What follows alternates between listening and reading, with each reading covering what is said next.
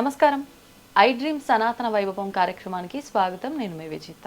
కలియుగ ప్రత్యక్ష దైవం వెంకటేశ్వర స్వామి. సాక్షాత్తు స్వామివారు వైకుంఠంలో ఉండడం కన్నా భక్తుల కోరికల మేరకు భక్తులని అనుగ్రహించడం కొరకు స్వామి మన తిరుమలలోనే కొలువై ఉన్నారు, మన భక్తులందరినీ దృష్టిలో పెట్టుకొని అని చెప్పి పెద్దవాళ్ళు చెప్తూ ఉంటారు. అయితే అటువంటి తిరుమల వెంకటేశ్వర స్వామికి సేవలు చేస్తున్నారు అని అంటే అది ఎంతటి మహద్భాగ్యమో ఎంతటి పుణ్యమో అసలు మనం చెప్పక్కర్లేదు. అలా కొన్ని వంశాల వారు, కొన్ని తరాల వారు, కొంతమంది కుటుంబీకులు స్వామివారి సేవలో ఇప్పటికీ నిమగ్నమైపోయి తరతరాలుగా అవన్నీ కూడా కంటిన్యూ చేసుకుంటూ వస్తున్నారు. అటువంటి వాళ్ళని కనుక మనం తీసుకున్నట్లయితే ముఖ్యంగా మనకు గుర్తొచ్చేది స్వామివారికి సంబంధించిన కీర్తనలు, ఇలాంటివన్నీ కూడా తీసుకుంటే అన్నమాచార్యుల వారు గుర్తొస్తూ ఉంటారు. అయితే శ్రీమాన్ తాళ్లపాక అన్నమాచార్య వంశస్థులు వంశపారంపర్యంగా కొన్ని సేవలు స్వామివారికి చేస్తూ వస్తున్నారు. అందులో భాగంగా ఇప్పుడు అన్నమాచార్య వంశస్థులకు సంబంధించిన వారే మన ముందరున్నారు. వారే శ్రీమాన్ శ్రీ తాళ్లపాక స్వామి. ఇప్పుడు వారితో మాట్లాడి అసలు అన్నమయ్య కీర్తనల గురించి, వారు ప్రస్తుతం స్వామివారికి ఎలాంటి సేవలు చేస్తున్నారు, అలాంటివన్నీ కూడా అడిగి తెలుసుకుందాం. ఓం నమో వెంకటేశాయ స్వామిజీ. నమో వెంకటేశాయ. సద్గురు అన్నమాచార్య పరంపరాయ నమః. స్వామి, కీర్తనలు అనే ఒక పదం కనుక వింటే, స్వామికి సంబంధించిన కీర్తనలు వింటే గుర్తొచ్చేది శ్రీమాన్ తాళ్లపాక అన్నమాచార్యుల వారు. అయితే అసలు ఎందుకు ఈ అనుబంధం ఏంటి, స్వామివారికి, శ్రీవారికి, అన్నమాచార్యుల వారికి అనుబంధం ఏంటో ముందుగా దాని గురించి సెలవివ్వండి. అమ్మా, పరమ పవిత్రమైనటువంటి పుణ్యస్థలం తిరుమల క్షేత్రం. ఇటువంటి క్షేత్రంలో ఎంతోమంది భక్తులు ఆది మధ్యాంతరహితుడు శ్రీమన్నారాయణుడు వారి నుంచి, వైకుంఠం నుంచి ఈ పృథ్వీకి, ఈ వైకుంఠానికి వచ్చినటువంటి శ్రీనివాసులు, వీరి మీద అన్నమాచార్యులు, తిరుమల నంబి, అనంతాల్వారు, పెరుగొండ వెంగమాంబ వంశస్థులు స్వామి దగ్గర ఎన్నో కైంకర్యాలు జరుగుతూ ఉన్నాయి. అందులో ఒక్కొక్క భక్తుడిది ఒక్కొక్క విశేషమైనటువంటి విశిష్టతని స్వామివారు ఎంచుకున్నారు. ఒకరిని పుష్ప కైంకర్యం, ఒకరిది తీర్థ కైంకర్యం, ఒకరిది హారతి కైంకర్యం, అన్నమాచార్యది సంకీర్తన కైంకర్యం.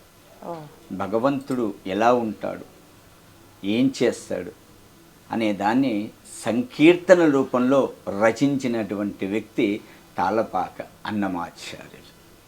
అసలు అంటే అన్నమాచార్యుల స్వామివారు యవ్వన దశలోనే తిరుమలకి దర్శనానికి రావటము, అక్కడే స్వామి ఆయనని ఒక ఆత్మకవిగా ఆయన కీర్తనల కోసం స్వామివారిని ఎంచుకోవటము, ఇదంతా నేను విన్న దాంట్లో ఒక విషయం. గురుగారు, అసలు ఎలా మొదలైంది అన్నమాచార్యుల గారి ఈ ప్రస్థానం అంతా స్వామివారితో మమైకమై? నారాయణసురి లక్కమాంబ అనే దంపతులకు అన్నమాచార్యులు తాళ్లపాక గ్రామం, రాజంపేట, కడప డిస్టిక్ అమ్మ, కడప జిల్లా, రాజంపేట తాలూకా, తాళ్లపాక గ్రామంలో అన్నమాచార్యులు 1408 1408లో జన్మించి 1503లో పరమపదించినారు. వారు చిన్నతనం నుంచి చెన్నకేశ్వర స్వామి ఆలయానికి వెళ్ళి అక్కడ వాళ్ళ తల్లిగారు ఏది చూపిస్తే ప్రసాదమో దేవుడికి నివేదన చేశాను నాయన అంటే ఆ ప్రసాదమే తిని పెరిగినటువంటి అన్నమాచార్యులు. 6 సంవత్సరాలకి గడ్డి కోస్తూ ఉంటే వెళ్ళి గడ్డి కోసుకొని రమ్మని తండ్రి ఆజ్ఞతో వెళ్ళి ఆ గడ్డి కోస్తూ ఉండగా ఆయన వేలు తగిలి ఇప్పటికి కూడా ఆ ఆనవాళ్ళు కనిపిస్తుందమ్మా, మీరు వెళ్ళి చూడొచ్చు. తాళ్లపాకకు వెళ్ళారంటే కొన్ని కోసల దూరంలో ఆ బండ పైన ఇప్పటికి కూడా ఆ ముద్రలు ఉన్నాయి, మీరు ఎప్పుడైనా పరిశీలించవచ్చు. ఆ చుట్టుపక్కల గ్రామస్తులను అడిగితే కూడా చూపిస్తారు. మొట్టమొదటిగా 6 సంవత్సరాలకి తిరుమల చేరుకున్నారు. 6 సంవత్సరాలు తర్వాత మళ్ళీ 12 సంవత్సరాలకి వెళ్ళి స్వామి అంటే ఏమిటి, ఈయన్ని ఎలా కీర్తించాలి, స్వామి మీద మనం ఏం రాయాలి అనేది భగవంతుని చూసిన తర్వాత అవగాహన చేసుకొని పల్లె పాటలు రాయడం మొదలుపెట్టాడు.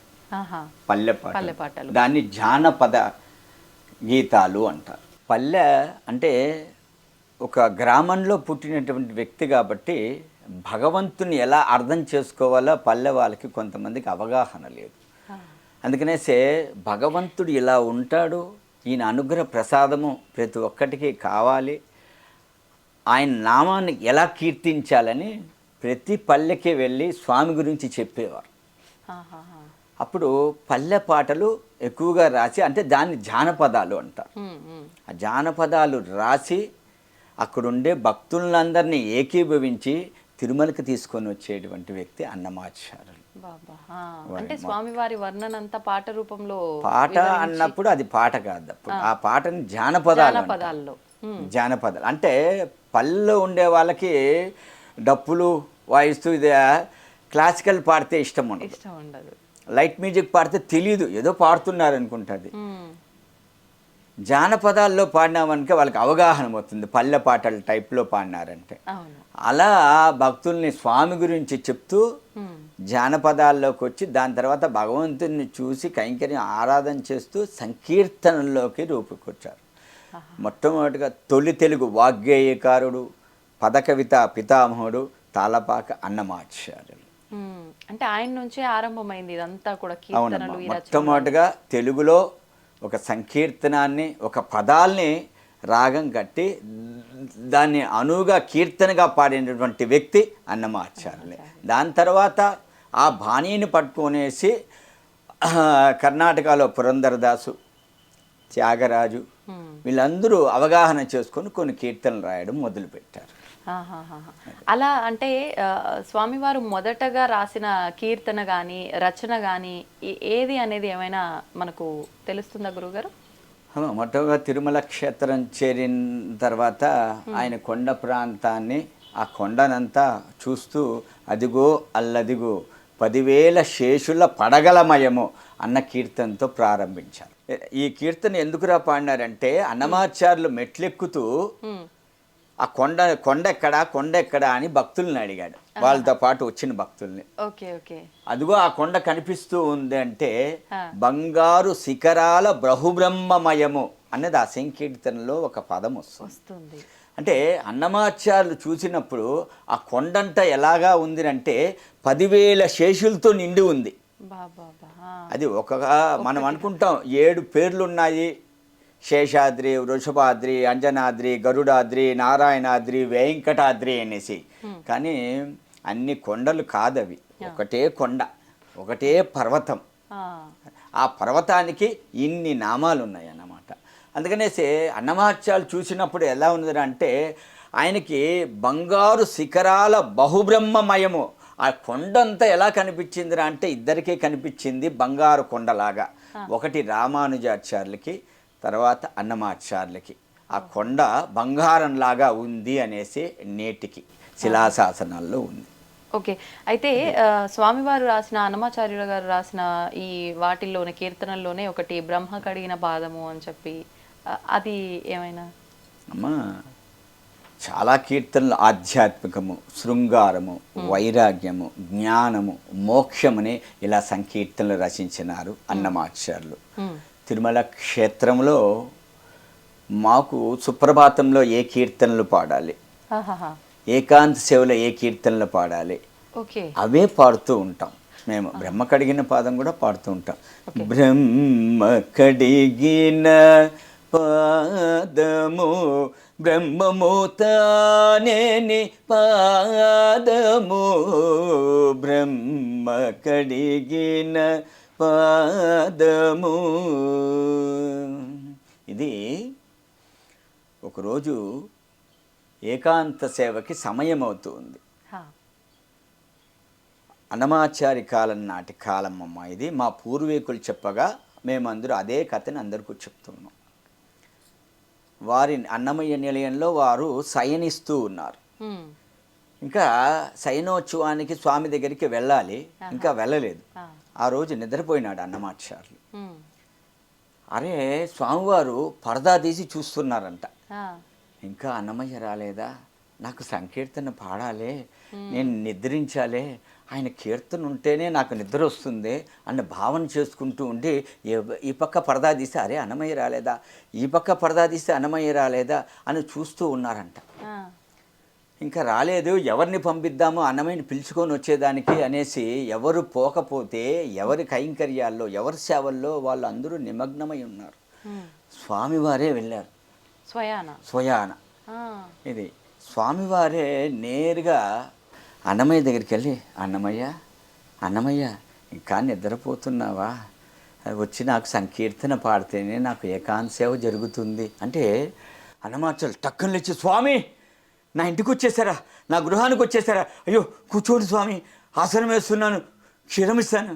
అన్నమయ్య నాకు అదేది వద్దు, నువ్వు వచ్చి సంకీర్తన పాడితే చాలు, రా అయ్యో స్వామి ఇప్పుడే వచ్చేస్తున్నా అంటే స్వామివారు పరిగెత్తున్నాడంట.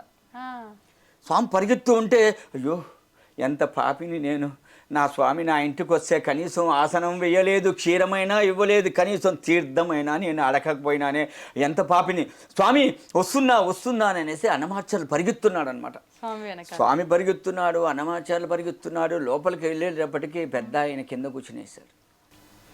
వెంకటేశ్వర స్వామి అన్నమయ్య అదేంటి స్వామి అలా కింద కూర్చునేశారంటే, అన్నమయ్య నువ్వు వస్తావు పోతావు కూర్చుంటావు లేస్తావు తిరుగుతూ ఉంటావు, నేను ఉదయం నుంచి రాత్రి వరకు నిలబడుకొనే ఉండాలి, నాకు కాలు నొప్పి అయ్యిదా, నేను కూర్చోకూడదా అంటాడు. అదేంటి స్వామి, 4 యుగాల్లో నానా అవతారాలు ఎత్తిన పాదాలు, కొన్ని వేల మంది భక్తులు కొలిచినటువంటి పాదాలు, అరగంట సేపు అర్చకులు పాదసేవ చేసినటువంటి పాదాలు, బ్రహ్మదేవుడు కడిగినటువంటి పాదాలు.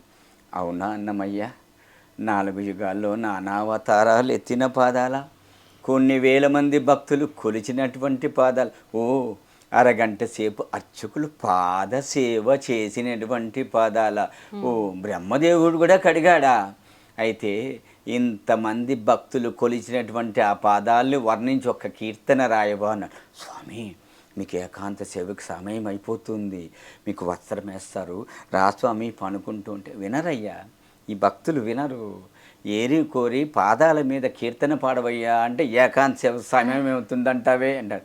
అయ్యో వద్దు స్వామి పాడతానని బ్రహ్మ కడిగిన పాదము బ్రహ్మము తానే నీ పాదము, బ్రహ్మ కడిగిన పాదము, ఈ కీర్తన అలా వచ్చిందమ్మా. ఓ బాబా ఎంత చక్కటి వివరణ గురుగారు, నిజంగా నాకైతే కళ్ళలోంచి నీళ్ళు వస్తున్నాయి.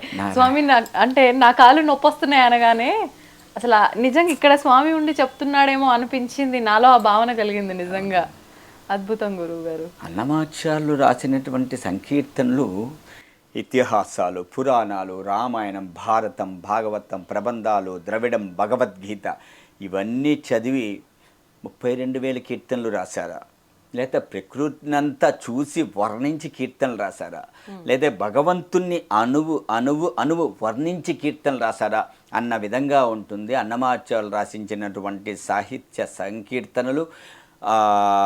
పదాలు, అర్థాలు, నిగుడ అర్థాలు మనం అర్థం చేసుకోవాలి. ఏదో శ్రవణారవిందంగా ఒక సంకీర్తన విన్నామో అంటే వినడం కాదు, ఆ సంకీర్తన సాహిత్య భావం వింటే మనకు తెలుస్తుంది. అరే అన్నమయ్య సంకీర్తనలో వెంకటేశ్వర స్వామి మా ఎదురింటివాడా పక్కింటివాడా కాదు మా ఇంటివాడే అన్న విధంగా ఉంటుంది వారు రచించిన సంకీర్త సాహిత్య భావాన్ని కూడా అర్థాలు. గురుగారు ఇప్పుడు మీరు అన్నట్టుగా 32,000 కీర్తనలు అన్నమయ్య స్వామివారివి రాసినవి, వాళ్ళు రచించినవి, పాడినవి అన్నీ కూడా.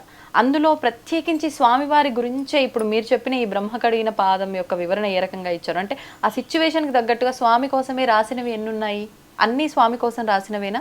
అన్ని భగవంతుడి మీద, స్వామి శ్రీనివాసుడి కోసమే. 32,000 సంకీర్తనలు రచిస్తే అందులో మనకు 14,000 సంకీర్తనలే మనకు లభ్యమైనాయి.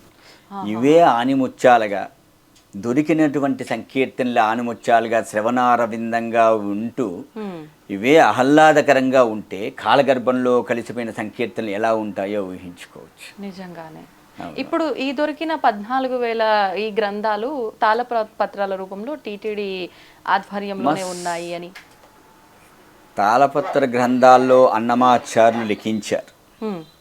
సాలువ నరసింహరాయలు అనే రాజు ఉండేవారు. ఆహా. వారు ఈ తాళపత్ర గ్రంథాల్లో ఉండేటివన్నీ ఎప్పుడైనా శిథిలావస్థకు వస్తే కాలక్రమేణా ఇదంతా పోతాయని రాగిరేకుల మీద చేసినటువంటి వ్యక్తి సాలువ నరసింహరాయలు. ఓహో, వారికి అన్నమయ్య గారికి సంబంధం ఏమైనా అమ్మ ఉందా? వారు రాజమ్మ, రాజు. రాజు. అంటే ఏ రాజ్యానికి అప్పట్లో ఎక్కడ ఆయన రాజుగా ఉండేవారు గురుగారు? ఇదే మన చంద్రగిరి చంద్రగిరి నుంచి ఈ కోట. ప్రాంతానికంతా రాజుగా ఉండేవారు. ఆహాహా. అడిగారు, హ్మ్. నువ్వు స్వామి మీదే రాస్తావా, నా మీద రాయవా అన్నారు. ఆ. నా నాలుక నారాయణ నామం వెంకటేశ నామం తప్ప ఇతర నరులని నా నాలిక పలకదు అన్నాడు. దానికి శిక్షార్హుడు అనేసి ఆయన్ని జైల్లో బంధించారు, హ్మ్. చెరసాల్లో వేశారు. అప్పుడు సాలువ నరసింహరాయలకి అర్థమయ్యే రీతిలో భగవంతుడు సాక్షాత్కరించి ఆయనకి ఏ దండను విధించాలో ఆ దండను విధించిన తర్వాత తెలిసింది, అన్నమాచార్యులు మామూలు వ్యక్తి కాదు, భగవంతుడు ఖడ్గం నుంచి ఉద్భవించినటువంటి వ్యక్తి. ఖడ్గం అంటే నందకం, నందకం నుంచి వచ్చినటువంటి వ్యక్తి. ఇతన్ని మనం గౌరవించాలి అనేసి చెరసాల నుంచి విడిపించి, నువ్వు ఎవరి మీద రాస్తావో ఆ కీర్తనలు తాటాకుల మీద రాస్తావో, నేను అన్ని దాని రాగిరేకుల మీద లిఖిస్తాను అని చెప్పి వారు అలా కొనసాగించారు. ఓహోహో, అంటే అలా కొనసాగించకపోతే ఇప్పుడు మనకు దొరికిన ఇవి కూడా ఉండుండేవి కాదేమో. కాదు నిజంగా అంటే స్వామివారు ఆ రకంగా అవి కొనసాగడం కోసం ఒక రకంగా ఆయన రూపంలో ఇది స్వామివారే పంపించారు సాలువ నరసింహరాయలు. అంతే అంతే గురుగారు. ఇప్పుడు ప్రస్తుతం మీరు ఎన్నవ తరం గురుగారు అన్నమాచార్య వంశస్థులు? తాళపాక అన్నమాచార్యుల నుంచి నేను 12వ తర వారసుని. అన్నమాచార్యులు, పెద్ద తిరుమలాచార్యులు, చిన్న తిరుమలాచార్యులు, తిరువేంకటనాథాచార్యులు, అప్పలాచార్యులు, కోనప్పాచార్యులు, శేషాచార్యులు, రాఘవాచార్యులు, కృష్ణమాచార్యులు, అనంతాచార్యులు మా తాతగారు, శేషాచార్యులు మా అనంతాచార్యులు మా ముత్తాతగారు, శేషాచార్యులు మా తాతగారు, రామాచార్యులు మా తండ్రి గారు. నా పేరు తాళపాక స్వామి. 11 మంది పూర్వీకుళ్ళు పంచవచ్చ పరమాన్నాన్ని పుష్టాన్న భోజనంగా తిని తీపి, కారం, పులుపు, వగరు, చేదు నానా రుచులతో భోంచేసి ఆ ఎంగిలి తీర్థాన్ని పుచ్చుకొని ఈరోజు నేను స్వామి దగ్గర సంకీర్తన కైంకర్యం చేస్తున్నానమ్మా. వాళ్ళు ఇచ్చినటువంటి తీర్థ కైంకర్యమే. భగవంతుని ఎలా ఉంటాడు, భగవంతుడు ఎప్పుడు కూర్చుంటాడు, ఎప్పుడు లేస్తాడు, ఎప్పుడు తాయాలతో మాట్లాడతాడు, ఎప్పుడు భక్తులను అనుగ్రహిస్తాడు అన్న దాన్ని సంకీర్తన రూపంలో రచించినటువంటి వ్యక్తి అన్నమాచార్యులు. అందుకనేసే భగవంతుడికి ఏకాంత సేవలో ఏ కీర్తనలు పాడాలి, సుప్రభాతంలో ఏ కీర్తనలు పాడాలి, ఏ కీర్తనలు పాడితే భగవంతుడికి ఇష్టము. మనకు నచ్చే సంకీర్తనలు పాడకూడదు, భగవంతుడికి మెచ్చిన సంకీర్తనలు పాడాలి ఏకాంత సేవలో. గురుగారు, ఇప్పుడు మీరు ఏకాంత సేవకు సంబంధించిన ఆ విధానాలని, ఆ కైంకర్యాలని మీరు ఆచరిస్తున్నారా ఆ వంశం వారీగా మీరు ఇప్పుడు? అవునమ్మా. అన్నమాచార్యుల నుంచి 3 కైంకర్యాలు సూర్యచంద్రులు ఉన్నంత కాలం అన్నమయ్య కైంకర్యం తిరుమల క్షేత్రంలో ఉండాలి అనేసి ప్రపంచాన్ని ఒక రాజు, ఆది మధ్యాంతరహితుడు వెంకటేశ్వర స్వామి అనుగ్రహించి ఈరోజు ఆ కైంకర్యం మేమందరూ అన్నమాచార్యుల కాల నుంచి మా వంశస్థులు ఆ ఆచారాలని పాటిస్తూ మీ ముందు ఈరోజు కూర్చోవాలి. సంతోషం గురుగారు. గురుగారు, ఇప్పుడు ఏకాంత సేవలో మీరంటూ కొన్ని కీర్తనలు స్వామివారికి పాడుతూ ఉంటారు ఆ సమయంలో. కానీ అంటే ఫస్ట్ తరం నుంచి అన్నమాచార్య గారు పాడినప్పటి నుంచి మీరు ఇప్పుడు 12వ తరం అంటే ముందు తరాల వాళ్ళంతా ఒకటే రకమైన కీర్తనలు ఉంటూ ఉండేవా, లేదంటే మీరు స్వామికి ఇదైతే నచ్చుతుంది ఈ సందర్భంలో అన్నట్లుగా మీకు తోచింది మీరు కీర్తిస్తూ ఉంటారా? అవునమ్మా. మా పెదనాయన పాడింది నేను పాడలేను, మా చిన్నాయన పాడింది నేను పాడట్లేదు. వారికి ముందు తరాల వాళ్ళు ఎలా పాడినారో నాకు తెలియదు, ఏ కీర్తనలు ఆలపించారో ఏకాంత సేవలో సుప్రభాతంలో. నేను ఇప్పుడు పాడే కీర్తనలు కొన్ని ఉంటుంది ఏకాంత సేవలో. లోపల 1 గంటకి ఇప్పుడు ఏకాంత సేవ 2 గంటలకు అలా జరుగుతుందమ్మా. అంటే సబ్జెక్ట్ టు బి రష్, భక్తులకి దర్శనార్థం తర్వాత ఏకాంత సేవ జరుగుతుంది. స్వామికి శుద్ధి కైంకర్య ఆరాధన లోపల జరిగేటప్పుడు ఆయన్ని పొగుడుతూ పాడాలి, పొగుడుతూ పాడాలి. ఇది ఏ సమయంలో జరుగుతుంది పొగుడుతూ పాడేది? అక్కడ లోపల అదే భక్తుల దర్శనం అనంతరం లోపల స్వామివారికి పుష్పాలు నిర్మాల్యం చేస్తూ ఉంటారు, శుద్ధి కైంకర్యం చేస్తూ ఉంటారు. ఆ సమయంలో ఆయన్ని పొగుడుతూ పాడతారు. నువ్వు ఆరుడువయ్యా, సూర్యుడువయ్యా, ప్రపంచంలో లేని ఒక రాజువయ్యా అంటే, అవునా నేను రాజునా అని చెప్పి టక్కన లేచి నిలబడతాడు భగవంతుడు. అప్పుడు నీకు ఏమేమి షోడశోపచారాలు కైంకర్యం జరుగుతూ ఉంది అన్నప్పుడు షోడశకళానిధికి షోడశోపచారములు, షోడశకళానిధికి షోడశోపచారములు, జాడతోడనిచ్చలును సమర్పయామి, జాడతోడనిచ్చలును సమర్పయామి. అలరు విశ్వాత్మకునకు ఆవాహనమిదే. నీ కీర్తనతో పాడుతూ ఉంటాను. అంటే ఇది పొగుడుతూ పాడారా అంటే గురుగారు కీర్తన? ఈయనకి నీ ఉదయం నుంచి నీకు షోడశోపచారాలతో ఆచార వ్యవహారాలు జరుగుతూ ఉంది కదా, అందుకని శుద్ధి కైంకర్యం జరుగుతూ ఉంది కాబట్టి ఏమేమి నీకు షోడశోపరాలు జరుగుతూ ఉందనేసి ఈ కీర్తన అన్నమాట. అదే ఓహోహోహో. అంటే ఏమేం జరుగుతున్నాయి, అన్ని సక్రమంగా ఆరాధన, జరుగుతున్నాయా నివేదన, స్వామి? అభిషేకము, అలంకరణ, ఆహాహా. ప్రతి ఒక్కటి దాంట్లో వస్తుందని మా కీర్తన. ఓకే. పాడమంటారా పూర్తిగా? పాడండి గురుగారు. Okay okay. షోడశకళానిధికి షోడశోపచారములు, జాడతోడనిచ్చలును సమర్పయామి, జాడతోడనిచ్చలును సమర్పయామి. అలరు విశ్వాత్మకునకు ఆవాహనమిదే, సర్వనిలయునకు ఆసనము నిమ్మినిదే, అలగగా జనకునకు అర్ఘ్యపాద్యాచమనాలు, జలదిశాయికి నిమజ్జనమిదే. షోడశకళానిధికి షోడశోపచారములు, జాడతోడనిచ్చలును సమర్పయామి, జాడతోడనిచ్చలును సమర్పయామి. వరబీతాంబరునకు వస్త్రాలంకారమిదే, సరి శ్రీమంతునకు భూషణములివే, ధరణీధరునకు గంధ పుష్పధూపములు తిరమిదే, కోటి సూర్య తేజోనకు దీపము, అమృతమదనునకు అదివో నైవేద్యము, గమిచంద్రనేత్రునకు కప్పురవిడెము, అమరిన శ్రీ వెంకటాద్రి మీద దేవునకు తమితో ప్రదక్షిణాలు దండములు ఇవిగో. షోడశకళానిధికి షోడశోపచారములు, జాడతోడనిచ్చలును సమర్పయామి, జాడతోడనిచ్చలును సమర్పయామి, సమర్పయామి, సమర్పయామి. అద్భుతం అద్భుతం గురుగారు, నిజంగా ప్రతి నిత్యము పాడాల్సిందే ఖచ్చితంగా. అమ్మ, ఈ ఏకాంత కీర్తనే సేవలోను. ఉంటుందా గురుగారు ప్రతి నిత్యము? ఇందులో కూడా మళ్ళీ ఏమన్నా మారుస్తూ ఉంటారు? మారుస్తూ ఉంటారు అంటే కీర్తనే మారుస్తూ ఉంటారా? కీర్తనే పాడే మారిపోతుంది. రాగం మారుతూ ఉంటుంది? కీర్తన మారిందంటే రాగం మారిపోతుంది. ఆహాహా. ఇప్పుడు ఈ కీర్తనకు ఈ రాగంలోనే పాడాలి అనే విశేషం ఏమైనా ఉంటుందా మా గురుగారు? త్యాగరాజు గారు ఒక రాగాన్ని నిర్దేశించి ఒక కీర్తన రాస్తే అదే నేటికి అదే రాగంలోనే అదే సాహిత్యంలోనే అనే భావన చేసుకొని పాడుతూ ఉన్నారు. అదంతా క్లాసికల్ కర్ణాటక మ్యూజిక్ అని. అవును గురుగారు. కానీ అన్నమాచార్యులు ఈ రాగం నిర్ధారణ చేసి ఈ తాళమును నిర్ధారణ చేసి బాహ్య ప్రపంచంలోకి పుస్తక రూపంలో అన్నమాచార్య ప్రాజెక్ట్ వారు దాన్నంతా ముద్రణ చేసి బయటకు వచ్చింది. కానీ వారు లిఖించబడినటువంటి ఆ రాగాలు మనం పాడలేకపోతున్నాం. కొన్ని కీర్తనలు పాడుతున్నాం కొన్ని.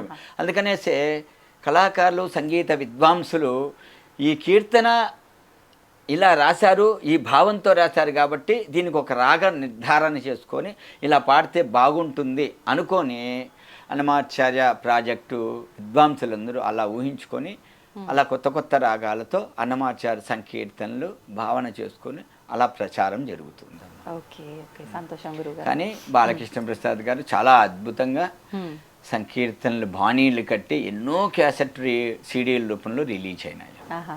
ఇప్పుడు గురుగారు మేము చూస్తున్నంత వరకు కూడా అంటే మా ముందర పెద్దవాళ్ళు, మా అమ్మ అమ్మమ్మ లేదంటే నానమ్మ వాళ్ళు ఏం ఆచరిస్తున్నారో చూస్తూ మేము నేర్చుకుంటూ ఉంటాం. కొన్ని మాత్రం వాళ్ళు చెప్తే విని నేర్చుకుంటూ ఉంటాం. అంటే ఏదేమైనప్పటికీ మన పూర్వీకులు ఏది ఆచరిస్తున్నారో అది ఆచరిస్తూ ఉంటాము ఖచ్చితంగా. అలాగా ఇప్పుడు మీరు 12వ తరంలో ఉన్నారు. మీ ముందర తరాలు అనంటే మొదట మూలం వచ్చేసి అన్నమాచార్యుల వారు. అప్పటి నుంచి ఇప్పటికి కంటిన్యూ అవుతున్న ఆచార వ్యవహారాలు సాంప్రదాయాలు ఏమైనా ఉన్నాయా కొనసాగుతున్నవి ప్రస్తుతం కూడా? ఉన్నాయమ్మా. అన్నమాచార్యుల కాలం నుంచి సాంప్రదాయాలు వాళ్ళ విలువల్ని నేటికి కొనసాగిస్తున్నాము. ఎక్కడ ఆలయంలో కానీ సంసారంలో కానీ ఎక్కడైనా వాళ్ళ వంశస్థులు అందరూ ఒకే సాంప్రదాయాన్ని పాటిస్తూ ఉన్నారు. విశేషంగా ఇది ఖచ్చితంగా ఆచరించాల్సిన క్రతువే అనేది ఏదైనా చెప్పదలసింది ఏదైనా ఉందా గురుగారు? అటువంటిది ఏమిటో బ్రాహ్మణ సాంప్రదాయం రీతిలోనే ప్రతి ఒక్కటి జరుగుతూ ఉందమ్మా. అదేంట్లో అన్నమాచార్యులు పెట్టిన సాంప్రదాయం అంటే మొట్టమొదటి సాంప్రదాయము అంటే ఏమిటంటే అన్నమయ్య సంకీర్తనలు తిరుమల క్షేత్రంలో ఆలపించడమే ఒక సాంప్రదాయం. అది వంశపార్య కైంకర్యంగా నేటికి వస్తుంది. అటువంటిది మొట్టమొదటిగా మేము పట్టుకొని ఆ కైంకర్యాన్ని విడవకుండా మా వంశస్థులు నేటికి 12వ తరం వారసులు నేను, మా అన్నగారు, మా తమ్ముడు మేము కొనసాగిస్తూనే ఉన్నాము ఆ ఆచారాలు వ్యవహారాలంతా. గురుగారు, ఇప్పుడు మనకు దొరికిన 14,000 కీర్తనల్లో ప్రస్తుతం అంటే మీరు మీ నాన్నగారు ఎన్ని కీర్తనలు స్వామి దగ్గర ఆలపించేవారు, అందులోంచి మీరు వారి నుంచి ఎన్ని నేర్చుకున్నారు, ప్రస్తుతం మీరు స్వామి దగ్గర మీరు పాడుతున్నారు? అమ్మ అక్కడ సమయాన్ని బట్టి ఉంటుందమ్మ. ఏకాంత సేవలో సమయం తక్కువగా ఉంటుంది. అప్పుడు ఒక 4-5 కీర్తనలు స్వామిని శుద్ధి కైంకర్యం జరుగుతూ ఉండేటప్పుడు స్వామికి అప్పుడు ఆయన పొగుడుతూ పాడడం ఒక 2, 3, 4 కీర్తనలు.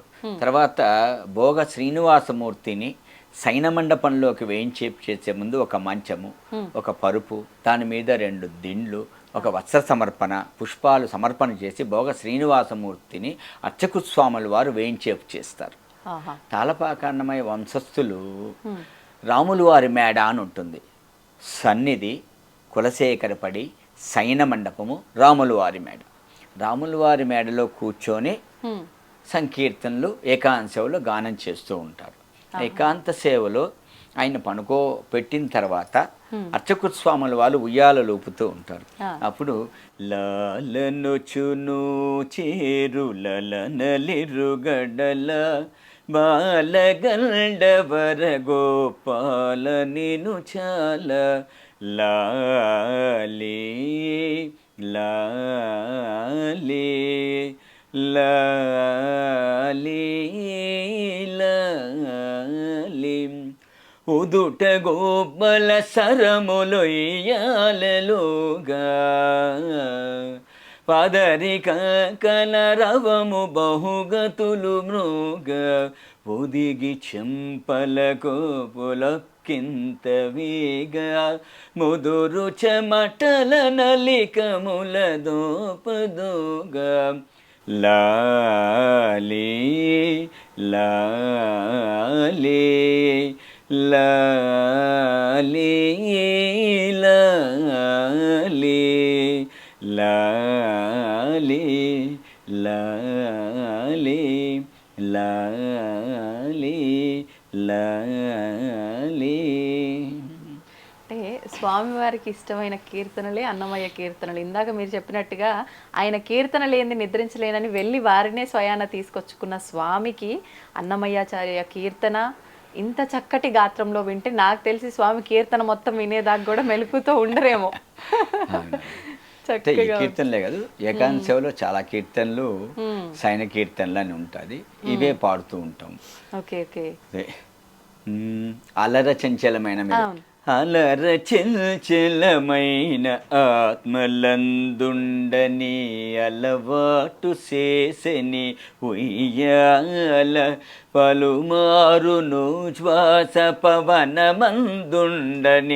భావంబు తెలిపని ఉయ్యాల ఉయ్యాల ఉయ్యాల ఉదయాస్త శైలంబులు నరగాబములైన ఉడుమండలము మోచె ఉయ్యాల అదన ఆకాశ పదమడ్డదూలంబైన అఖిలంబు నిండని ఉయ్యాల ఉయ్యాల ఉయ్యాల ఉయ్యాల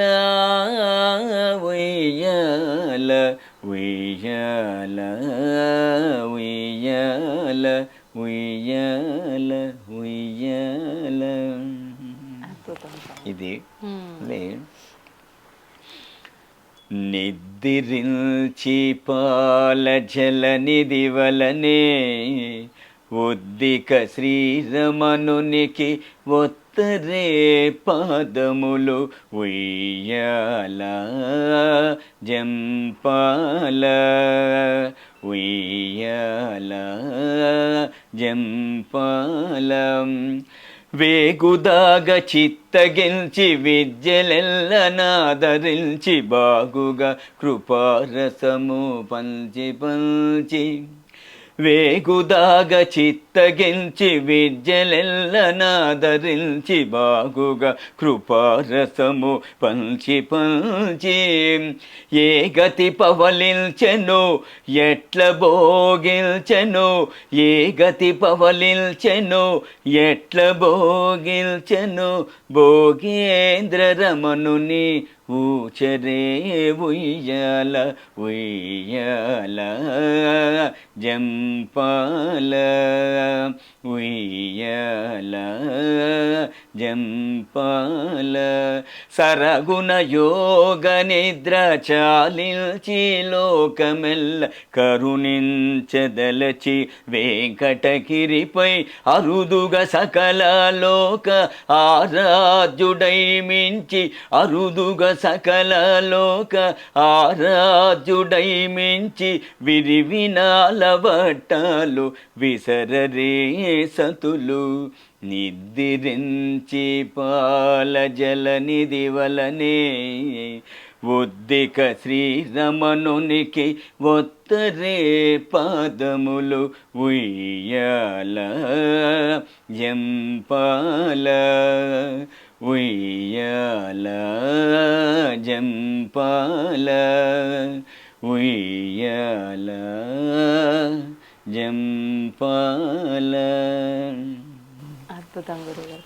గురుగారు, ఇలా స్వామివారికి ఇప్పుడు ఏకాంత సేవలో ఇలాంటి కీర్తనలు మీరు పాడుతూ ఉన్నారు. ముందర మీరు స్వామివారిని పొగుడుతూ కొన్ని పాడుతూ ఉంటారు అని చెప్పారు. అంటే ఈ రెండు విధానాల్లోనైనా స్వామివారికి సంబంధించి ఎన్నెన్నో సేవలు ఉన్నాయి. సుప్రభాత సేవ అని వివిధ సేవలు ఉన్నాయి. ఆ సేవల్లో కూడా మీరు ఆలపించే కీర్తనలు ఏమైనా ఉన్నాయా? లేదమ్మా, ఆ సమయంలో ఏముండదా? ఓన్లీ ఏకాంత సేవ, సుప్రభాతలో మేల్కొలుపు కైంకర్యము, ఏకాంత సేవలో సైనోత్సవ కైంకర్యము, సైన కీర్తనలు, జోల, లాలి, ఉయ్యాల. కళ్యాణోత్సవం అనేది 3 కైంకర్యం. అప్పుడు శ్రీదేవి భూదేవి తాయార్లిద్దరూ తాళపాక వాళ్ళింటి ఆడబిడ్డలుగా మేము కన్యాదానం చేస్తే స్వామివారికి కళ్యాణోత్సవం అభిజిత్ లగ్నంలో మధ్యాహ్నం 12 గంటలకు, అది అన్నమాచార్య కాలం నుంచి కొనసాగుతూ ఉందమ్మా.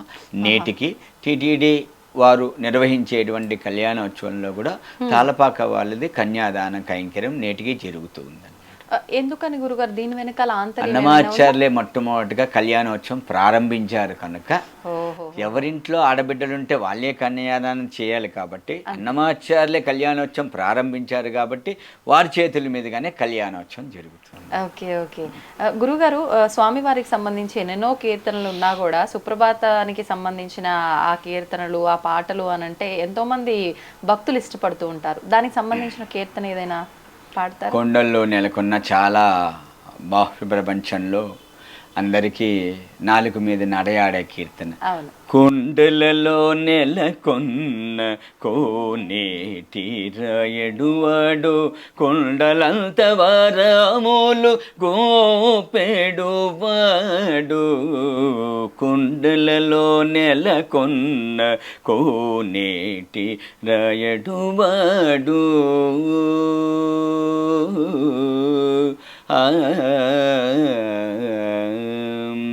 కుమ్మరదాసుడైన కురుబరతే నంబే ఇమ్మన్న వరములెల్ల ఈచినవాడు దొమ్ములు చేసిన ఎట్టి తొండమాంచే కురవర్తి రమ్మల్ల జోడికి వచ్చి నమీనవాడు కొండలలో నెలకొన్న కోనేటి రాయడువాడు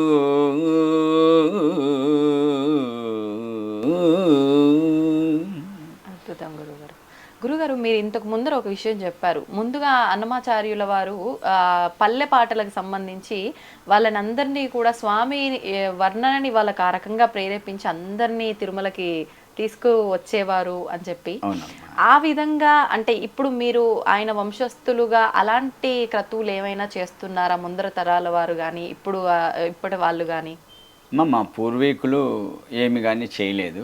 నేను తిరుమలలో చేరిన తర్వాత ఊరూరా అన్నమయ్య, ఇంటింటా అన్నమయ్య అనే కాన్సెప్ట్ ఒకటి తీసుకుని వచ్చి ప్రతి శనివారము 2 తెలుగు రాష్ట్రాల్లోనూ మా అన్నమయ్య సేవలు జరుగుతూ ఉంది.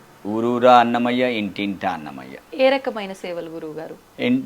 మేము అన్ని ఆలయాల్లోనూ అన్నమాచార సంకీర్తనలో నాట్య ప్రదర్శనలు, ఇటు ఎండోమెంటు ఆలయాలు కానీ ప్రైవేట్ ఆలయాలు కానీ దేవస్థానం సంబంధించిన ఆలయాల్లో కూడా అన్నమయ్య సేవలో శ్రీవారి సేవ అనేసి భరతనాట్యాలు, కూచిపుడి, భగవద్గీత అందరికీ భాష ప్రపంచానికి తెలిసేటట్టుగా మా అన్నమయ్య సేవలు, నాట్య ప్రదర్శనలు, భగవద్గీత, పారాయణాలు, దాని తర్వాత కీర్తనలు. అదేవిధంగా ఇంటింట అన్నమయ్య అంటే ప్రతి శనివారం ఒకరింట్లో వాళ్ళ ఇంట్లో సాంప్రదాయంగా పారాయణము, కొంతసేపు భజన, దాని తర్వాత కీర్తనలు, గోవిందనామాలు, తర్వాత స్వామివారికి ఒక టెంకాయ కొట్టి నివేదన చేసేసేసి హారతి ఇచ్చేయడము. ఇది చేస్తూ ఉన్నాం. అందుకంటే వాళ్ళల్లో భక్తి భావన ప్రతి ఇంట్లోనూ తీసుకురావాలి. అందుకని మేమేమనుకుంటున్నాం అంటే పల్లెల్లో తీసుకొని వస్తే వాళ్ళందరూ కన్వర్ట్ అయిపోతున్నారు. భగవంతుడి మీద భక్తి కనిపించట్లేదు వాళ్ళలో. అందుకనే వెంకటేశ్వర స్వామి ప్రపంచంలోనే ఓర్పు, శాంతము, సహనంగల దేవదేవుడు ఎలా ఉంటాడు అనే దాన్ని అన్నమాచార సంకీర్తన రూపంలో ఉంది. అందుకని ప్రతి ఇంట్లోనూ గోవిందనామాలు పలకాలి, ఒక సంకీర్తనలు నేర్చుకోవాలి అన్న విధంగా ఇంటింటా అన్నమయ్య అని ప్రచారం చేస్తున్నాం. ఓకే, అంటే మీరు ఇంటింటా అన్నమయ్య అనే కాన్సెప్ట్ ఎవరింట్లో చెయ్యాలి ఏంటి అనేది ఎవరు ముందుగా ఎవరింటికైనా వెళ్ళి చేస్తాం. వీళ్ళు వాళ్ళు అనే లేదు, భక్తులు ఏ భక్తులైనా పర్వాలేదు. పారాయణము అని అంటే దేనికి సంబంధించి గురువు? విష్ణు పారాయణం, సహస్రనామ పారాయణము ఆ విధంగా ఉంటుంది. ఓకే, ఆ తర్వాత భజన అన్నారు. మీరు ఇప్పుడు పాడుతున్నవన్నీ కీర్తనలు. మరి భజనలు పల్లెలు ఎవరైనా ఆ ఇంట్లో ఉండేవాళ్ళు మాకు భజన వచ్చండి, మాకు కీర్తనలు రావు అంటే వాళ్ళది కొంచెంసేపు అలా వాళ్ళకి నచ్చిన రూపంలో మేము వెళ్ళిన వాళ్ళే పాడాలని లేదు. ఎవరికి తోచింది భగవంతుడికి నాకు ఈ భజన వచ్చండి, ఈ పాట వచ్చండి, నేను ఈ కీర్తన పాడతానంటే పాడమని చెప్తాం. దేవుడి కోసం పాడుతున్నారు, మన కోసరం కాదు కదా. అందుకోసం మీరు కూడా పాడండి. ఇంట్లో 10 మంది వచ్చి ఉంటారు భక్తులు, ఒకరికన్నా ఒక పాట వచ్చి ఉంటుంది కదా, ఒకరికన్నా ఒక భజన చేస్తారు కదా. అందుకని వాళ్ళ దగ్గర పాటిస్తాము, తర్వాత మేము పాడతాము. ఇప్పుడు మీరు వారి వంశస్థులుగా స్వామివారి దగ్గర ఆ సేవ, ఆ కీర్తనలు పాడే భాగ్యం మీరు తీసుకున్నారు. ఇంట్లో వాళ్ళు కూడా అంటే ఇవన్నీ వాళ్ళ వంశీకులుగా పాడుతూ ఉండడము అలాంటివి ఏమైనా ఉన్నారు? అన్నమాచార్య వంశస్థులు, శేషాచార్యులు వాళ్ళ కుటుంబీకులు 6 మంది ఉన్నారు. 6 మందిలో ఒక్కొక్క కుటుంబంలో ఒక్కొక్కరు పాడేవాళ్ళు ఉన్నారు. వాళ్ళు అంటే ఇప్పుడు స్వామివారి దగ్గర 6 కుటుంబీకుల్లో 3 కుటుంబీకులను భగవంతుడి కైంకర్యంగా తీసుకున్నారు.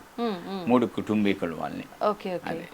ఇప్పుడు అంటే మీరు 12వ తరం అన్నారు. అలా ప్రస్తుతం ఇప్పుడు ఈ 2025 వరకు ఎన్ని తరాల వారు ఉన్నారో మీకు ఏమైనా అంచనా? 13వ తరం వాళ్ళు ఉన్నారు, 14వ తరం వాళ్ళు కూడా ఉన్నారు. అలా ఎన్ని తరాల వరకు? అంతే, 14 తరాల వరకు ప్రస్తుతం 14వ తరం. ఓకే, మీలో ఒకరికొకరికి సంబంధాలు ఉంటూ ఉంటాయి? అందరూ మేము ఒకసారి చిన్న మా 6 మంది కుటుంబీకుల్లో చిన్న ఫంక్షన్ అయినా 100 మంది దాటేస్తాం. Okay okay. మరి ఎందుకని విశేషంగా ఈ 6 కుటుంబీకులు ఉంటే 3 కుటుంబీకులనే ఎంచుకోవటం, వాళ్ళు ముగ్గురే అంటే భాగస్వామ్యం అవ్వటము? అక్కడ కైంకర్యము 3 కైంకర్యాలే కదమ్మా. అవును అవును. అందుకనేసి వేరే కైంకర్యాలు లేవు కదా భగవంతుడి దగ్గర. మా స్థానము ఏకాంతసేవ, సుప్రభాతము, కళ్యాణోత్సవం. మ్మ్. అందుకని మేము ముగ్గురు అడ్జస్ట్ చేసుకుంటున్నాం. ఆహా. మిగతా ఇంకేదైనా ఎక్స్ట్రా కైంకర్యాలు ఉంటే టీటీడీ వారు కల్పిస్తారు. వాళ్ళకు కూడా అవకాశాన్ని. ఓకే. అంటే భగవంతుడు ఆయన ఎవరినైతే పిలిపించి దలుచుకున్నాడో వారినే వాళ్ళనే పిలిపించి వాళ్ళ దగ్గర పాడించుకుంటుంది. ఎన్నో జన్మల పుణ్య ఫలం ఉంటేనే అన్నమాచార వంశస్థుల్లోనూ జన్మిస్తారు. నిజంగా గురువు. అటువంటి రాలిన ముత్యాలని ముగ్గురిని తీసుకున్నారు. కానీ గురువుగారు ఇలా అడుగుతున్నాను, ఏమీ అనుకోవద్దు. ఇప్పుడున్న ఈ కలియుగంలో ఎంత ఒకే తల్లి కడుపులో పుట్టిన అన్న తమ్ముళ్ళు, అక్క చెల్లెళ్ళు అయినా ఒకరు ఎదుగుతుంటే ఒకరు తక్కువలో ఉంటే కొన్ని సందర్భాల్లో తెలియక ఎన్నెన్నో కొట్లాటలు, ఎన్నెన్నో వివాదాలు చూస్తూ ఉంటాము. అంటే మీరు ఆయన వంశీకులుగా ముగ్గురు ఉండి ముగ్గురు లేకుండా ఉండటం అనేది ఆయన భగవంతుడి దయే. కానీ ఈ భేదాభిప్రాయాలు ఎక్కడ రావట్లేదా గురుగారు? మాది ఎప్పుడు రాలేదు. వాళ్ళకే వచ్చింది, మాకెందుకు రాలేదని అన్న భేదాభిప్రాయం మా వంశంలో ఎవరికీ రాలేదు. భగవంతుడు వీళ్ళని మెచ్చాడు, కైంకర్యాన్ని తీసుకున్నారు, మనల్ని దూరంగా పెట్టారు అన్న భావన చేసుకున్నారే తప్ప మాకెందుకు ఇవ్వలేదు అనే టీటీడీని ప్రశ్నించలేదు, భగవంతుని ప్రశ్నించలేదు. Okay okay. అంటే ప్రశ్నించకపోయినా వారిలో వారికి కొంచెం మనస్పర్ధలు, వివాదాలు అలాంటివి కూడా తలెత్తే అవకాశాలు ఉంటాయి కానీ అవి కూడా లేవు. ఉంటుందేమో కానీ మా వంశస్థుల్లో లేదు. Okay okay. ఇంకా వంశ వృక్షం అలా మొదలైంది. ఆ మూలం ఇలాంటి గొడవలు ఏవీ లేకుండా స్వామికి ఎవరికి అవకాశం వస్తే వాళ్ళు సేవ చేసుకునేటట్టు. మా నాన్నగారు కైంకర్యం చేయలేదమ్మా. చేయలేదా గురుగారు? మా చిన్న ఆయన, మా పెదనాయన. Okay okay. మా నాన్నగారు టీచర్ వృత్తిలో ఉన్నారు. అంటే ఆయనకు అవకాశం రాలేదా? వారికి వద్దనుకున్నారు, నాకు సంగీతం రాదు, నేను చేయను అని తప్పుకునేసారు. సంగీతం రాలేదు అంటే గాత్రం ఉండాలా, నేర్చుకునే అవకాశం లేకపోవడం? గాత్రం ఉండాలి, నేర్చుకోవాలి, సాధన చేయాలి. Okay okay. గురుగారు ఇప్పుడు అంటే మీరున్నారు, మీ నాన్నగారికి లేకుండా మీ చిన్నాన్నగారికి ఉంది, తర్వాత మీకుంది. అంటే వాళ్ళకున్న ఏమంటారు గాత్రాన్ని దాన్ని వాళ్ళు ప్రమోట్ చేసుకోవడం అంటే మా తాతగారు తమ్ముడు ఉండేవారమ్మా. మొట్టమొదటిగా 40 ఏళ్ళకే మా చిన్న తాతగారు రాఘవాచార్యులు కాలం అయిపోయినారు. 40 ఇయర్స్కే అన్మ్యారీడ్. Okay okay. ఆయన ఇంకా శేషాచార్యుల కుటుంబీకు ఆయన ఒక్కడే కైంకర్యం చేస్తూ ఉంటే ఈ చలికాలంలో చేయలేక ఆయన పెద్ద కొడుకు అయినటువంటి అనంతాచార్యులు మా పెదనాయన గారిని తీసుకున్నారు. ఆయన ఒక్కడే చేస్తుండగానే నాకు ఒక సహాయం కావాలంటే మా చిన్న ఆయన్ని, లాస్ట్ అతను, మేము 5వ కుటుంబం మాది, మా చిన్న ఆయన 6వ కుటుంబం, ఆయన్ని తీసుకున్నారు. వాళ్ళిద్దరే కైంకర్యం చేస్తూ వచ్చారు. మొదటి ఆయన, చివరి ఆయన స్వామి దగ్గర కైంకర్యం, రెండో ఆయన, 4వ ఆయన కంపౌండర్లు, 3వ ఆయన, 5వ ఆయన టీచర్లు, గవర్నమెంట్ టీచర్లు. మా నాన్నగారు టీచర్. Okay okay. అంటే ఇప్పుడు ఒక ఎగ్జామ్ క్వాలిఫికేషన్ని బట్టి ఒకదానికి అర్హత ఎలా ఉంటుందో ఇప్పుడు ఇంతమంది కుటుంబీకుల్లో మీకు ఆ గాత్రం ఉండొచ్చు, సంగీతం పైన మీకు పరిజ్ఞానం ఉండొచ్చు, మీ పెదనాన్నగారింట్లోనో చిన్నాన్నగారింట్లోనో ఇంకొకరికి ఎవరికైనా ఉండొచ్చు. ఇద్దరిలో ఒకరిని తీసుకోవాలి అనే ఒక ఆ ప్రస్తావన వస్తే కనుక అది ఏమైనా టీటీడీ వాళ్ళు దానికి పరీక్ష పెట్టడం ఇంటర్వ్యూలు జరుగుతుందమ్మా. జరుగుతుంది. అధికారులు ఇంటర్వ్యూలు చేసి ఎవరు అర్హులు అని నిర్ణయాన్ని తీసుకుంటారు. Okay okay. ఇప్పుడు మీ తర్వాత మీ ఇంట్లోంచి మీకు 2 కుమారులను విన్నాను, వాళ్ళలోంచి ఎవరైనా సంగీతం నేర్చుకుంటున్నారా? వచ్చే అవకాశం? 2 నేర్చుకున్నారు. మా చిన్నవాడు నేర్చుకున్నాడు, మా అన్న కొడుకు ఇంకొక అతను ఉన్నాడు. ఇప్పుడున్న అన్నదమ్ముల్లో పిల్లలు అందరూ నేర్చుకున్నారు. వాళ్ళు 5-6 మంది ఉన్నాము, అందరూ నేర్చుకున్నారు. మా తర్వాత జనరేషన్ భగవంతుడు ఎవరిని తీసుకుంటారో ఆయన ఇష్టం. అందరూ అంటే ఇప్పుడు ఎంతమంది ఉన్నారు గురుగారు పిల్లలు? మీ అబ్బాయిలు ఇంకా 10 మంది దాకా పైన ఉన్నారమ్మా. వాళ్ళని ఎవరిని తీసుకుంటారు? ఇప్పుడు క్లిష్టమైన పరిస్థితి అయితే అందరికీ అవగాహన ఉంది, అందరికీ గాత్రం. అవును. అయితే క్లిష్ట అంటే ఒకటి 5 మంది పాడేవాళ్ళు ఉన్నారమ్మా. 5 మంది పాడేవాళ్ళు ఉన్నారు. Okay okay. అంటే ఇంకా మనం అసలు అంచనా కూడా వేయలేం. ఇప్పుడు దీంట్లో కూడా రిటైర్మెంట్ అనేది ఏమైనా ఉంటుందా గురుగారు? ఎన్ని సంవత్సరాలు? పారంపర్యంగా ఉన్నది. మళ్ళీ గవర్నమెంట్ రూల్స్, దేవస్థానం వాళ్ళ రూల్స్ ప్రకారం 65 సంవత్సరాలకి రిటైర్మెంట్ ఉందమ్మా. 65 years. 65 years. ఓకే. స్టార్టింగ్ వయసు ఎంత గురుగారు? 40 ఏండ్లు లోపల ఉండాలి. 40 లోపు ఉండాలి. 60 అంటే దాదాపు ఒక 25 నుంచి 30 సంవత్సరాలు స్వామి దగ్గర అవును. సేవ చేసుకునే భాగ్యం అయితే ఉంది. ఇప్పుడు మీరు ఎన్ని సంవత్సరాలు అవుతుంది గురుగారు? అమ్మ నేను 88లో జాయిన్ అయ్యానమ్మా. 88. అప్పుడు మిరాసి కాలం. మిరాసి కాలం. Okay okay. మిరాసి అప్పుడు వంతు అంటారు దాన్ని. వంతు ఒక్కొక్క సంవత్సరం ఒక్కొక్కరు అనమాట. ఓహోహో. దాని తర్వాత 2003లో ఫస్ట్ 88లో జాయిన్ అయ్యి 2 సంవత్సరాలకు దిగేశాను. 94లో మళ్ళీ వెళ్ళాను నేను. మళ్ళీ 2 సంవత్సరాలు చేస్తే దిగేశాను. దాని తర్వాత 2003లో మాకంతా ఇంటర్వ్యూలు పెట్టి మొట్టమొదటిగా నన్ను సెలెక్ట్ చేసి నేను వెళ్ళాను. మళ్ళీ మా అన్నగారు వచ్చారు, మళ్ళీ మా తమ్ముడు గారు వచ్చారు. ఇప్పుడు ముగ్గురు స్వామి దగ్గర కైంకర్యం చేస్తున్నాం. 65కి రిటైర్మెంట్. నాకు ఇంకొక 6 సంవత్సరాలు. ఓకే ఓకే ఓకే, సంతోషం. ఎందుకని గురుగారు అప్పుడులో అంటే అట్లా సంవత్సరం ఒకరు అట్లా ఎందుకని ఉండేది? అప్పుడు మిరాసి కాలం అన్నమాట. మిరాసి రద్దు అయిపోయిందమ్మా. రద్దు అయిపోయిన తర్వాత వాళ్ళనంతా పర్మనెంట్గా ఎంప్లాయీస్గా స్వీకరించారు. కోర్టు అలా అనుమతి ఇచ్చేసింది. Okay okay. అందుకని కోర్టు 2 పోస్టులే ఇచ్చింది తాళపాక వాళ్ళకి. వీళ్ళకి కైంకర్యం 2 పోస్టులు సరిపోతుందని. అది ఇంకా అవకాశం అందరికి రావాలన్నట్లుగా కూడా ఒక రకంగా అదేలేండి. ఇప్పుడు ఎలా ఉంది గురుగారు? ఇప్పుడు పరిస్థితులు ఎలా ఉన్నాయి? అంటే ఇప్పుడు కూడా అదే విధానం కొనసాగుతుందా లేదంటే ఇప్పుడు ముగ్గురు కంటిన్యూ చేస్తున్నారు? అంటే మారటాలు సంవత్సరం తర్వాత 2 అలాంటిది ఏమీ లేదు, వరుసగా ఇప్పుడు మీరు ఇంకొక 6 సంవత్సరాలు ఉంటారు. పర్మనెంట్ ఎంప్లాయీస్ కదా, అందుకని రోజు డ్యూటీకి వెళ్ళాలి. Okay okay. అంటే ఎన్ని అవర్స్ అని ఉంటుందా గురుగారు? అవర్స్ అని ఏం లేదు, సేవ. సేవ ఆ సేవ టైంకి వెళ్ళాలి రావాలి అంతే. ఓకే. ఎంతసేపు ముందర వెళ్తూ ఉంటారు? అంటే ఒక్కొక్క రోజు భక్తుల రద్దీని బట్టి ఒక్కొక్క రకంగా ఉంటుందేమో కదా గురుగారు దర్శనాల సమయం? సాయంత్రం వెళ్ళిపోతాము, రాత్రి ఏకాంత సేవ జరుగుతుంది. Subject to be rush. ఒకసారి 12కి, ఒకసారి 1 గంటకి, ఒకసారి 2 గంటలకి అట్లా. ఇంకా ప్రతిరోజు సాయంత్రం మళ్ళీ ఉదయం మేల్కొలుపు అని అంటే అది మీరు అక్కడే ఉంటాము. నైట్ అక్కడే ఉంటారు? అక్కడే ఉండి సుప్రభాతం కూడా చూసుకొని 4 గంటలకు వచ్చేస్తాం. 3 గంటలకు సుప్రభాతం. Okay okay. 4 గంటలకు వచ్చేస్తాం. సాయంకాలం వెళ్ళి ఇంకా మార్నింగ్ సుప్రభాతం కంప్లీట్ చేసుకొని రావటం. ఓకే. ఇప్పుడు అంటే మీరు ఈ సేవలు చేస్తున్నందుకు గాను అన్నమాచార్య వంశస్థులుగా గాను ఈ 2 విధానాలు కనుక దృష్ట్యా తీసుకుంటే ఎటువంటి అంటే మీకు స్పెషల్గా ఏమన్నా అక్కడ విధానాలు నియమాలు అలాంటివి ఏమైనా ఉంటూ ఉంటాయా గురుగారు? ఊళ్ళో దేవుడి దగ్గర స్పెషల్ ఏముంటుందమ్మా. భగవంతుడి దగ్గర పేద గొప్ప ధనికుడు అని ఏముండదు, సమానమే. భగవంతుడి దగ్గర కైంకర్యం చేసేటువంటి భక్తులు కూడా సమానమే. ఎవరి కైంకర్యం ఎవరి సేవ వాళ్ళదే. పుష్ప కైంకర్యం వాళ్ళ సేవ, తీర్థ కైంకర్యం వాళ్ళ సేవ, అర్చక కైంకర్యం దీక్షితుల కైంకర్యం వాళ్ళ సేవ, తలపాక వాళ్ళది, తరుగుండ వాళ్ళది, గొల్ల సన్నిధి గొల్ల కైంకర్యం. ఎవరి కైంకర్యాలు ఎవరి వాటికి ఏం చేయాలి, అక్కడ ఎంతసేపు ఉంటుందని వాళ్ళు చేసుకుంటూ పోతూ ఉంటాం. ఎవరు ఎక్కువ ఎవరు తక్కువ అనే భేదభావన ఎవరికి ఉండదు. దేవుణ్ణి తాకే కైంకర్యం దీక్షతులు వాళ్ళు తీర్థమిస్తే మిగతా వాళ్ళందరూ పుచ్చుకుంటూ ఉంటారు. వాళ్ళే ప్రధానం. Okay okay. దీక్షతులు అర్చకులే ప్రధానం.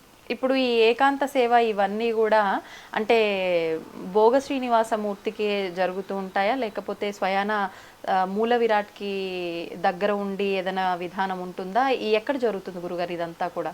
లోపల మన దీక్షితులు వాళ్ళు ఈ సేవల గురించి లోపల ఉండేటువంటి బేరాల గురించి వారు చెప్తూ ఉంటారమ్మా. అది మీరు ఒకసారి గమనించండి. ఎవరెవరికి బయటికి చెప్పకూడదు గురుగారు, వాళ్ళు చెప్పాలి. Okay okay. లోపల సన్నిధిలో జరిగే కైంకర్యం అంతా వాళ్ళ అధీనంలో ఉంటుంది, వారు చెప్తే బాగుంటుంది. Okay okay. ఇప్పుడు గురుగారు అంటే మీరు ఆల్రెడీ ఇంటింటా అన్నమయ్య అని ఇలా ఒక రకంగా అవేర్నెస్ కల్పిస్తూ అందరిలో కూడా అన్నమయ్య కీర్తనల్ని విశ్వవ్యాప్తం చేస్తున్నారు. ఒక రకంగా ఒక మెసేజ్ ఇవ్వాలి ఈ జనరేషన్ వాళ్ళకి అన్నమయ్య కీర్తనల గురించి అని అంటే ఏం మెసేజ్ ఇస్తారు గురుగారు? ఒకప్పుడు బ్యాంకుల్లో ఒక హిందీ పదం నేర్చుకోండి అనేవాళ్ళు మా చిన్నప్పుడు. బోర్డు బ్లాక్ బోర్డు పైన రాసి పెట్టేవాళ్ళు, ఒక హిందీ పదం నేర్చుకోండి. ఆ మాదిరిగా రోజుకొక సంకీర్తన వినండి, వారానికి ఒక సంకీర్తన నేర్చుకోండి, మాసానికి ఒక సంకీర్తన సాహిత్య భావాన్ని అర్థం చేసుకోండి.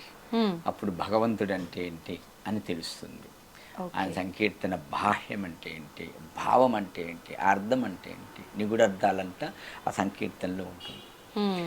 ఎవ్వరెవ్వరివాడు ఈ జీవుడు, ఎవ్వరికి ఏమౌను ఈ జీవుడు, ఎవ్వరికి ఏమౌను ఈ జీవుడు, ఎందరికి కొడుకుగాడి జీవుడు, వెనుక ఎందరికి తోబుట్టుడి జీవుడు, ఎందరిని భ్రమయిల్చడి జీవుడు, దుఃఖమెందరిని గ్రావింపడి జీవుడు, ఈ జీవుడు, ఈ జీవుడు, ఎవ్వరెవ్వరివాడు ఈ జీవుడు, ఎవ్వరికి ఏమౌను ఈ జీవుడు, ఎక్కడెక్కడ తిరగడి జీవుడు, వెనుక ఎక్కడు తన జన్మమీ జీవుడు, ఏకడి చుట్టము ఈ జీవుడు, డెప్పుడెక్కడికి ఏగేను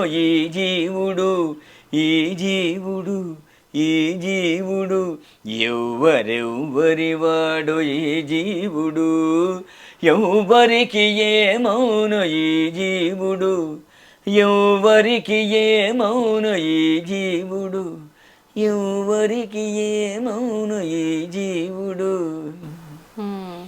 అంటే ఎవరికి ఎవరు ఏమి కారణ ఏంటి గురుగారు ఈ కీర్తనకు అర్థం ఏమైనా ఎవరికి ఎవరు బంధుత్వం అనేది ఈ జీవనంలో మనిషి పెట్టుకోవద్దండి.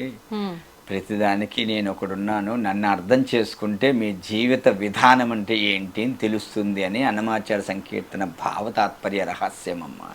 Okay okay. కానీ గురువుగారు వింటూ ఉంటే చాలా వినసొంపుగా అనిపిస్తుంది నిజంగా, అసలు అలా వినాలనే అనిపిస్తుంటుంది ఎంతసేపు పాడినా. ఇంతవరకే మాకు తెలుసు కానీ దానిలో ఉన్న అర్థాన్ని మేము తెలుసుకోగలిగే అంత జ్ఞానం మా దగ్గర లేదు అని మా ఆలోచన. విన్నంత మాత్రాన అవన్నీ మాకు స్వామి గురించి ఎలా అర్థమవుతాయి అంటారు గురువుగారు? ఒకసారి వింటే రాదమ్మా, ఆ కీర్తనని 10 సార్లు వినాలి. ఓకే. వినితే అప్పుడు మనకు ఆ సంకీర్తన భావం ఏంటి అని అర్థమవుతుంది. భావం అర్థమైనప్పుడు దాంట్లో ఉండే అర్థాలు, నానా అర్థాలు ఏంటి అని మనం తెలుసుకోగలుగుతాం. ఒకసారి వింటే శ్రవణారవిందంగా కీర్తన వింటాం, రాగం బాగుంది అనుకొని వింటాము. కానీ 10 సార్లు వింటే దాని భావం అర్థమవుతుంది. అన్నమాచార్యులు ఎందుకు ఈ కీర్తన ఎప్పుడు ఎక్కడ ఎలా రాశాడు, స్వామి కూర్చో ఉంటే రాశాడా, నిలబడుకో ఉంటే రాశాడా, స్వామి ప్రయాణం అవుతూ ఉంటే రాశాడా, స్వామి భుజిస్తూ ఉంటే రాశాడా, తాయాలతో మాట్లాడుతూ ఉంటే ఈ కీర్తన రాశాడా అన్న విధానం 10 సార్లు వింటే అర్థమవుతుంది ఏ కీర్తనైనా. గురుగారు, ఇప్పుడు మీరు ఆల్రెడీ కొన్ని కార్యక్రమాలు అయితే చేపడుతున్నారు, ఇంకా ఫ్యూచర్లో ఇది చెయ్యాలనుకుంటున్నాము, ఇది చేస్తే ఇలా ఒక మంచి మెసేజ్ వెళ్తుంది అనే ఆలోచనలు ఏమైనా ఉన్నాయండి? ఉన్నాయమ్మా. ఇంకా బాహ్య ప్రపంచానికి అన్నమయ్య సంకీర్తనలు ప్రచారంలోకి ఇంకా ముందుకు తీసుకెళ్లాలనేసే తాళపాక వంశస్థులందరూ అనుకుంటున్నారు. ఓకే. టీటీడీ తిరుమల తిరుపతి దేవస్థానం వాళ్ళు అన్నమాచార్య ప్రాజెక్టు స్థాపించి అక్కడ ఉండేటువంటి కళాకారులతో విద్వాంసులచే కొత్త కొత్త సంకీర్తనలు, సంగీత బాణీలు కట్టి క్యాసిడీల రూపంలో రిలీజ్ చేస్తున్నారు. అది బాహ్య ప్రపంచానికి చాలామంది భక్తులకి అందిస్తూ ఉన్నారు. వాళ్ళు ఒక ధోరణగా వెళ్తూ ఉన్నారు. వంశస్థులుగా మా కర్తవ్యం ఏంటి, మేము ఎందుకు పుట్టాము వంశస్థులుగా, మేము ఏం చేయాలి అన్నది మేము నిర్ధారణ చేసుకొని మేము కూడా సంకీర్తనలు ప్రచారం చేస్తున్నాం. Okay okay. మీరు అంటే ఎవరికైనా ఇంట్రెస్ట్ ఉన్న వాళ్ళకి చెప్తూ ఉంటారా గురుగారు, ఒక గురువు స్థానంలో ఉండి సంకీర్తనలు క్లాసెస్ తీసుకోవడం లేదు, నేను క్లాసెస్ ఏం తీసుకోవట్లేదు. అన్నమయ్య సంకీర్తనలు సాహిత్యం, స్వామి దగ్గర కైంకర్యాలు ఏంటి, అన్నమయ్య కైంకర్యాలు ఏంటి, ఏ కైంకర్యాలు ఎవరెవరు చేస్తున్నారు, మేము ఏం కీర్తనలు పాడతాం అవి ఎవరికి చెప్తాము, కానీ సంకీర్తనలు మేము ఎవరికి నేర్పించట్లేదు. మాకే రావు. అయ్యయ్యో, మీకు రాకపోవడం ఏంటి గురువు గారు? స్వయాన వెళ్ళి సాక్షాత్తు ఆ స్వామి దగ్గరే మీరు పాడుతూ ఉన్నారు, మీకు రాకపోవడం.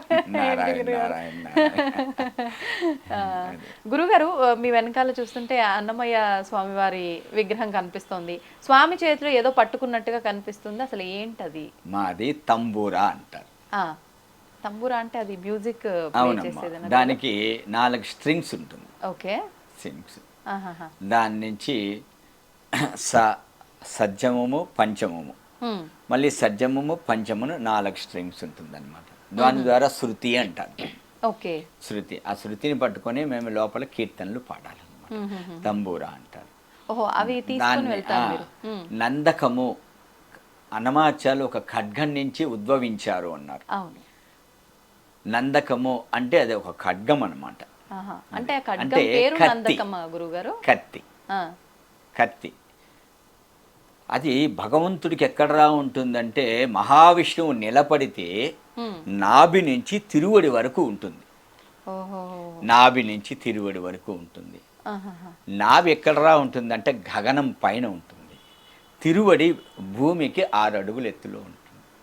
అప్పుడు ఖడ్గం ఎంత పెద్దది ఉంటుందో మీరు ఆలోచించండి.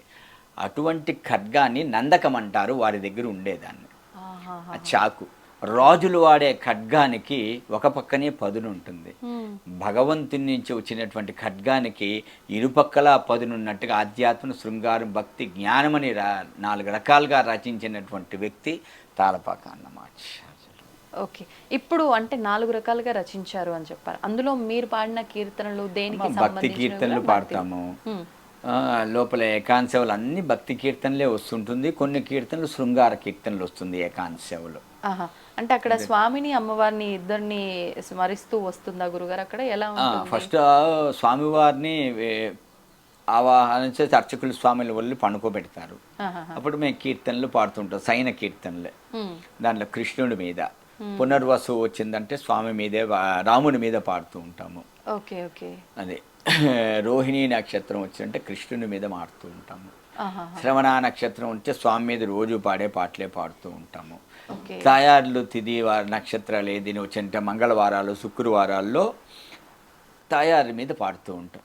ఏమని పొగడుదు మేయిక నీను ఆమని సొబగుల అలమేల్మగ, ఏమని పొగడుదు మేయిక నీను ఆమని సొబగుల అలమేల్మగ, ఏమని ఏమని ఏమని పొగడుదు మే తిరు తిరు జవరాల తిత్తి తిరు తిరు జవరాల తిత్తి ఈ తరళమైన నీ తారహార మధురే తిరు తిరు జవరాల తిత్తి జమ జక్క జం జం జనకీ నాని ప్రకటప్పు మురవొబ్బే బల బల సకలవదిగి సరసబు కొమ్మ నీ మొక సిరి మురిసేన చింబుల మురిపెముల తిరు తిరు జవరాల తిత్తి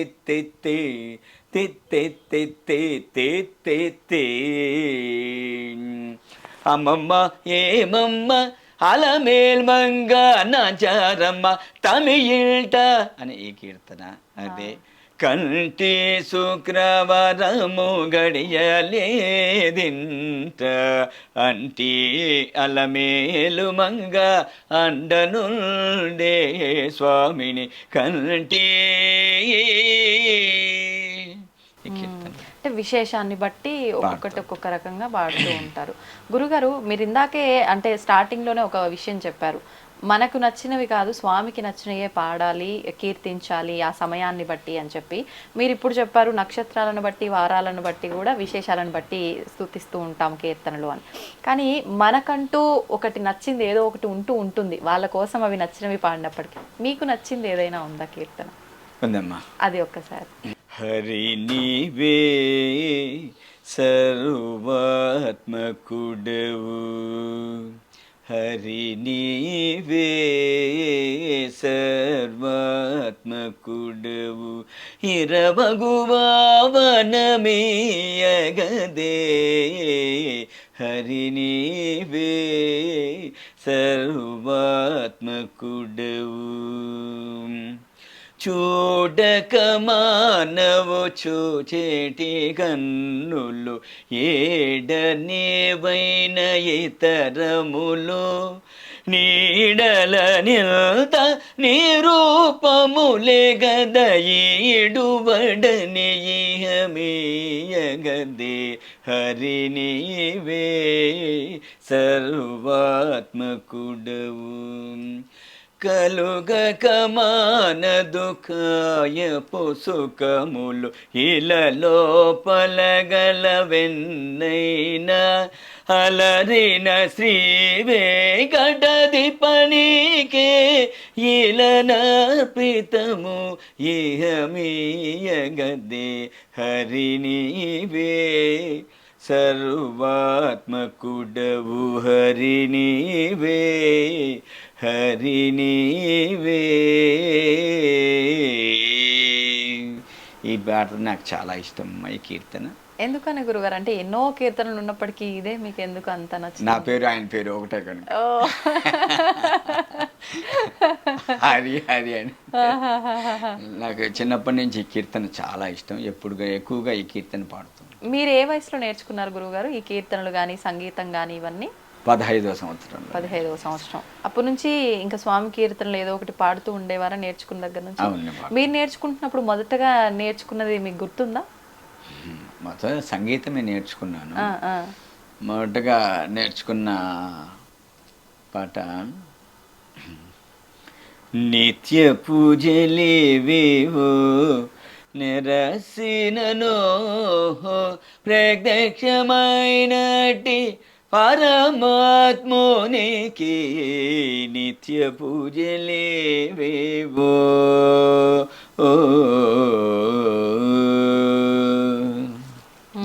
ఇది మొదటగా నేర్చుకున్నారు. ఓకే ఓకే, అద్భుతం గురుగారు. అయితే ఇప్పుడు కొన్ని కీర్తనలు ఇంకా విశేషమైనవి, భక్తుల మనసును తాకే కీర్తనలు కూడా ఇంకా కొన్ని ఉంటూ ఉంటాయి గురుగారు. అలాంటివి ఏవైనా 1-2 మా అందరి కోసం పాడి వినిపించండి.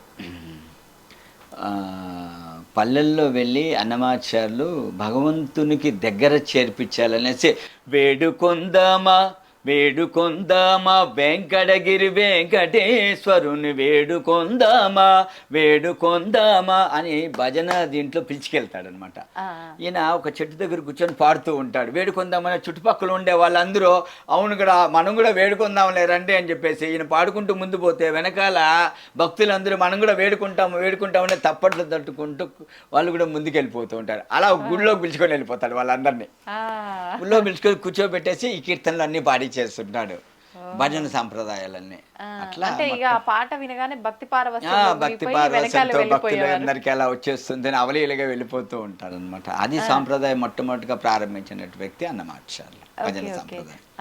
ఇప్పుడు ఈ కీర్తనల్లో అన్ని రకాల కీర్తనలు ఉన్నాయన్నారు, అంటే ఆధ్యాత్మికానికి సంబంధించి, శృంగారము, వైరాగ్యము, జ్ఞానము, భక్తి, మోక్షము. అలగటం అనేది ఆడవాళ్లకు సహజం. అలాగే దేవతలందరూ కూడా అలిగేవాళ్ళు, స్వామి అంటే వాళ్ళని బ్రతిమలాడేవాళ్ళు, ఇలా కొన్ని సామాన్య మానవులు మాట్లాడుతూ ఉంటారు. వాటికి సంబంధించిన ఏమైనా కీర్తనలు ఉన్నాయా గురువు? అవి ఏమైనా పాడతారా? తిరుమల క్షేత్రంలో ఏకాంత సేవలో ఏకాంత సేవ అయిపోయేది 4 అడుగులు వేస్తారు అన్నమాచార్యులు జోచ్యుతానంద పాడేసిన తర్వాత. జో అచ్యుతానంద జో జో ముకుంద రావే పరమానంద రావే పరమానంద రావే పరమానంద రామ గోవింద జో జో జో నందు నింటను చేరి నయము మీరంగ చంద్రవదనలు నీకు సేవ చేయంగ అందముగా వారిన్ల ఆడుచుండంగా మందలకు దొంగ మా ముద్దురంగా జూ జూ జూ జూ జూ జూ జూ జూ.